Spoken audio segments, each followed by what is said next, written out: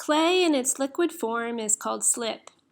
I draw and build with this viscous material to layer by layer construct sculptures that sometimes make sense and sometimes don't.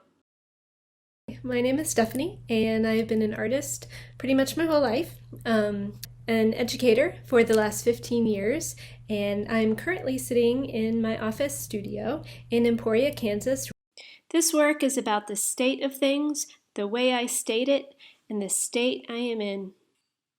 I wonder about the architecture, precarious balance, and power of language. So ever since I was a kid, words have been really important to me.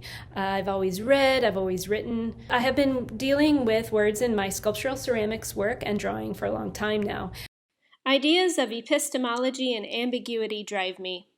Currently, in our quarantine, words have an even greater importance in my life. They are really the only way that I have to connect with people. My cats, they don't understand words, but otherwise it's texting, it's talking on the telephone, video chatting. Lots of negative space. Sometimes I just feel like screen meat. I think that my work has taken on a whole new significance because sitting alone, reading a text after not speaking to another human being all day, I may or may not understand what that person is saying. I may not get what is in the container of their words that they put in. This project, A Word is a Cup, started before COVID-19, but it is even more important now. And I just wonder about this potential for words to be vessels. What do they hold? They was the 2019 word of the year, referring to gender identity, but for me it also gets at the divisive othering so prevalent in our culture right now. But it's just a word. This idea of words as connectors or vessels. These two pieces behind me, they are both based on the word and, which is a conjunction, a connector, a ubiquitous word that we use so often we may not even think about.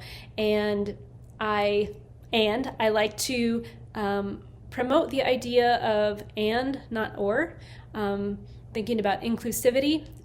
But then recently, that kind of idealized thinking maybe I'm questioning. So these two pieces didn't start out to be polar opposites, black and white. I'm not a proponent of black and white thinking, but they are both tracing the word and.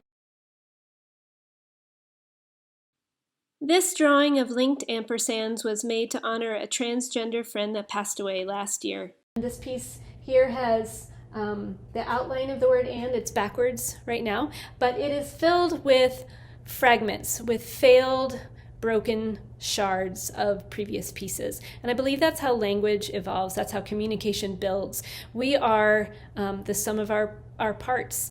Extremely fragile, these porcelain pieces break in every stage. By putting them back together in new ways, I'm not only trying to honor my failures, but be honest.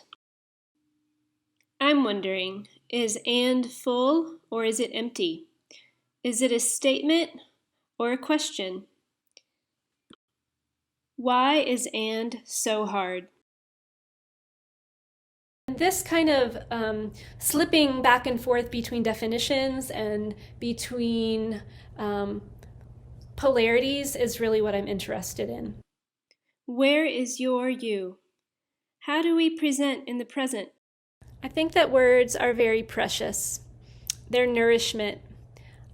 Like what we put in our bodies, these words are what we put in our souls and our minds. And even though language might sometimes be thought of as an intellectual activity, this work is also very emotional.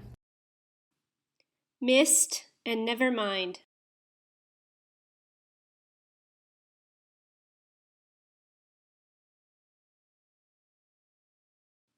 Right now, in this time of chaos, confusion, deconstruction, fragmentation and disconnection, we have no choice but to slow down.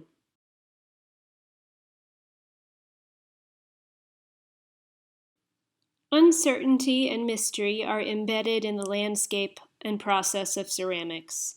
But we have to just keep spinning, adding layers, and reaching out, again and again and again and again.